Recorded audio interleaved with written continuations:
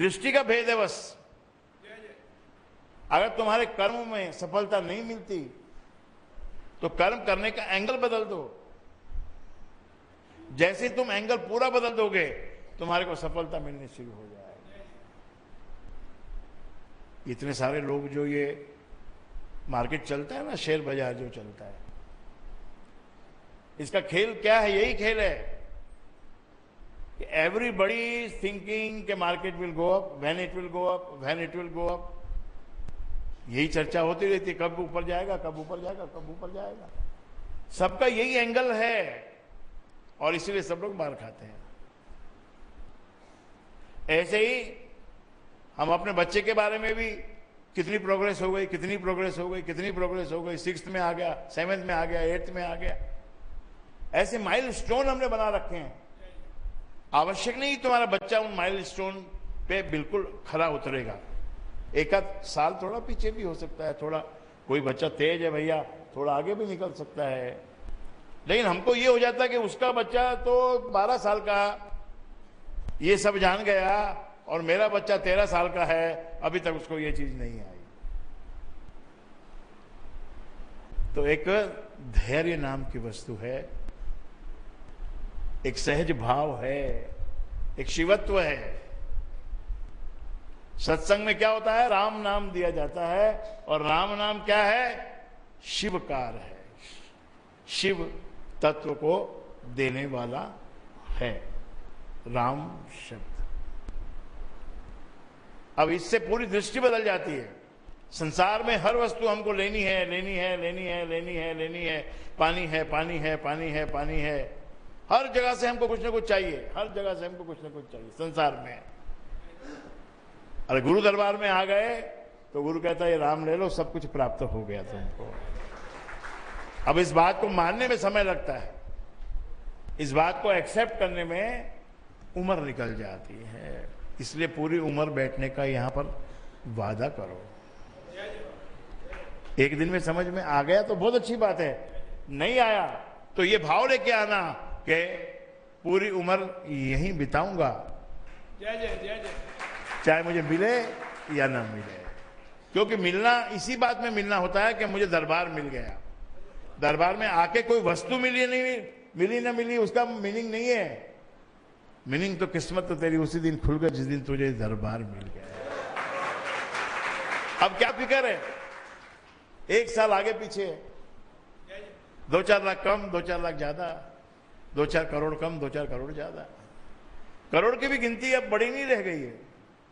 ये तो गिनती है मेरे भाई, इसमें बड़प्पन कुछ नहीं है। गिनती आगे देखना, आपको 1 लाख में ब्रेड मिलेगी। करेंसी का जो इन्फ्लेशन चालू है, चलता ही आ रहा है ना।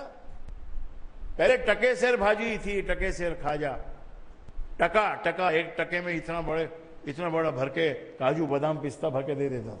लाओ 1 टका लो, ये दे दो। अभी टके में कुछ भी नहीं मिलेगा, लेकिन है वो टका ही। जो वस्तु जितने की मिल रही है वो उतने ही टके में मिल रही है। इसलिए शांति, बहुत हाइपर होकर राजसी गुण को बहुत बढ़ाकर अपने आप को दुखी नहीं करना, और फिर दुखी इतने हो जाओगे कि डिप्रेशन में चले जाओगे। इसलिए राम शब्द का जप निरंतर करना, निरंतर करना, निरंतर करना। अपने भीतर उसका एक प्रेम बसाओ कि मुझे राम का प्रेम प्राप्त हो गया है, दरबार में आ गया हूं, गुरु भी मिल गया है और गुरु ने मेरी झोली राम नाम से भर दी है। ये राम का प्रेम जो ना, एक कमाल का प्रेम है। इसके अनुराग में सारे संसार के दुख इसके अंदर घुल जाते हैं, समाप्त हो जाते हैं। संसार तो चलता रहेगा, शादी भी होगी, 2-4 साल आगे पीछे हो जाएगी। जैसा युग होता है वैसा उसमें हो जाता है, युगानुसार चलता है। अभी शादियां क्यों लेट हो रही हैं? क्योंकि अभी पैसा ज्यादा चाहिए सबको। और शादी होते ही सबको सारा सामान चाहिए, ऐसी धारणा बन गई है। लड़का भी सोचता है कि मेरे पास इतना पैसा हो जाए, ये हो जाए, वो हो जाए, इतनी ताकत आ जाए तब शादी करूं। और लड़की भी ये सोचती है कि लड़के के पास ये हो जाए, ये हो जाए, ये हो जाए, तब फिर शादी करो। इसलिए लेट हो रही है। पहले होता था शादी, भाई इसका बाप तो कमा ही रहा है, ये भी कमा लेगा। लेकिन अब कॉम्प्लिकेशन बढ़ गया। अब एक भाई की कमाई दूसरे भाई को नहीं जा सकती।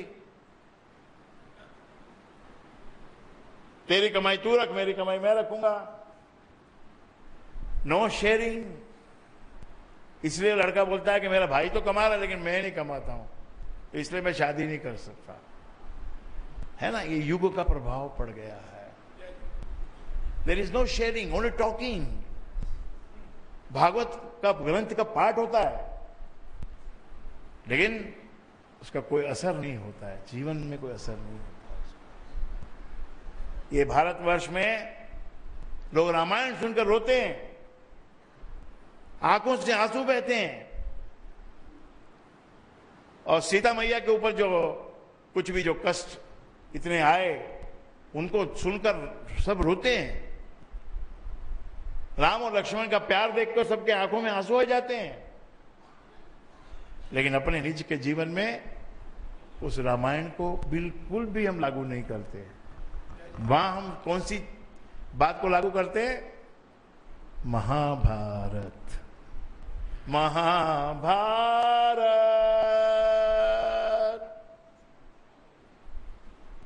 ये हमारे जीवन को में लागू हो गई। रामायण केवल सुनने के लिए है, कान में सुनने के लिए, आनंद लेने के लिए, मंडप में बैठ के उसका आनंद लेने के लिए है। अगर उसमें से 10%, 5% थोड़ा सा एक बार बस उसका तुम्हारे जीवन में जाग लग जाने दो, जैसे दही में, दूध में जरा सा जाग डाल दो, तो फिर वो 4-5 घंटे में, 6 घंटे में दही बन जाती है, दूध दही बन जाता है। इसी प्रकार रामायण को अगर हम अपने जीवन में थोड़ा सा भी अगर उतार लेंगे तो हमारे जीवन में सुख का दही जम जाएगा। महाभारत तो एक प्रकार से हिस्ट्री जैसी वस्तु है, और उसको सुन के ये समझना चाहिए कि कैसे हमको विकारों से बचना है। एक दुर्योधन में विकार, जेलसी का भाव, उचित चेष्टा करना, ये गति इसको क्यों मिली, मुझे मिलनी चाहिए थी। तो भैया जो विधान